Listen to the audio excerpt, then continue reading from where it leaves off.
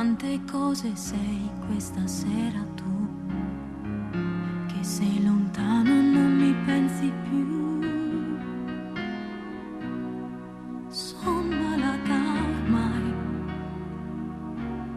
ma non mi importa di guarire, sai, il dolore più sublime, quello che mi fa soffrire sempre, sempre, quasi fino a diventare niente, illudendomi di scegliere le parole di una scena che è la stessa da sempre, sempre, quasi fino a diventare niente, solo amore se amore, questo buio a cui non ci si abitua mai, questa luce nell'anima che nessuno può comprendere all'infuori di te,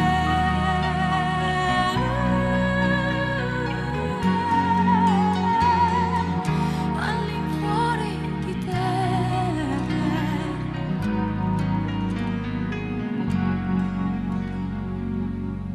Ti scrivo da una camera nella semioscurità, da cui posso commuovermi di nascosto al mondo, al quale ormai mi sento estranea nel profondo. L'immenso e il suo contrario sono luoghi del mio cuore, e sei tu ora quel mare da cui mi lascio tremare.